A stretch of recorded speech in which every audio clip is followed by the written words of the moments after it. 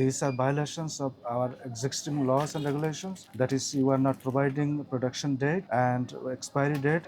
আপনারা বাঙালি কেউ আছেন এখানে স্টাফ? এটা প্যাকেজিং ডেট কবে, উৎপাদনের তারিখ কবে, মেয়াদি তারিখ কবে? এগুলোতে যেটা যেটা ডেলিভারি দিচ্ছেন এটাতে নাই কেন? আমাদের এগুলো অনেক বড় বস্তা থাকে, 50 কেজি সেই বস্তায় মেয়াদ থাকে? হ্যাঁ, বস্তা মেয়াদ থাকে। তো আমরা ওগুলোকে ছোট ছোট প্যাকেট করে বিক্রি করি। প্যাকেটে তো ওই মেয়াদটা থাকলো না, এটা তো বোঝার উপায় থাকলো না। এটাতে মেয়াদ আছে দেখেন তো। এটাতে মেয়াদ আছে। এটাতে শুধু দাম লেখা আছে 1400 টাকা, আর কি কিছু লেখা আছে? এটা কবে প্রস্তুত হয়েছে, কবে প্রক্রিয়াজাত হচ্ছে, প্যাকেজিং কবে হচ্ছে, মেয়াদ শেষ হচ্ছে কবে?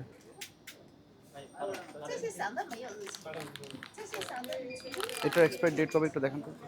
যেভাবে খুলে বিক্রি করে না, এগুলো যেটা আপনার ডেট লাগায় না, ওই আপনার যেটাতে বড় বস্তা থাকে আমাদের দেশের আইনে লাগে। হ্যাঁ, এটা জানি যে বাংলাদেশের আইনে মোড়কিজাত করে কৃষিপণ্য বিক্রি করতে হলে উৎপাদনের তারিখ, থেকে মূল্য তালিকায়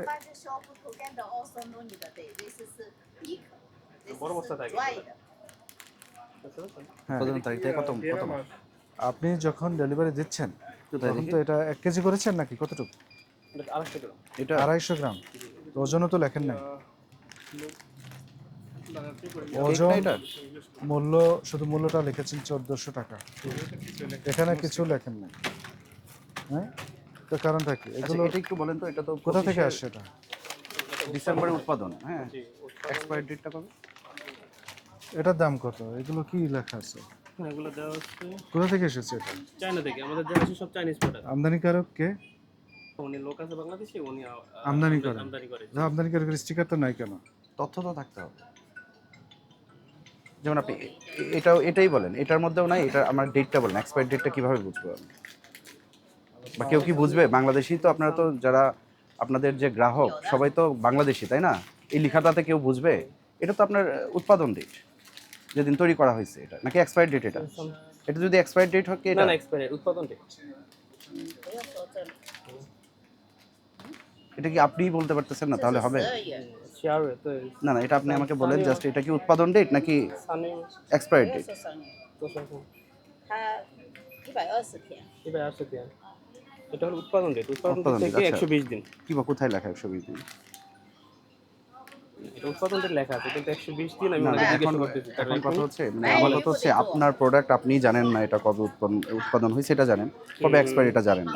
আর যা লেখা আছে সব হচ্ছে অন্য ভাষায়। অন্য ভাষায়। তাহলে আপনি যদি একটা জিনিস বিক্রি করেন, আপনাকে অবশ্যই জানতে হবে জি। যে এটার এক্সপায়ারি ডেট কবে। তাহলে আপনি যদি না জানেন, গ্রাহকরা তো জানবেই না, যাদের কাস্টমার যারা আছে তারা তো জানবে না। ম্যাডাম বললো যে 120 দিন। তো কোথায় লেখা আছে? কোথায় লেখা আছে 120 দিন?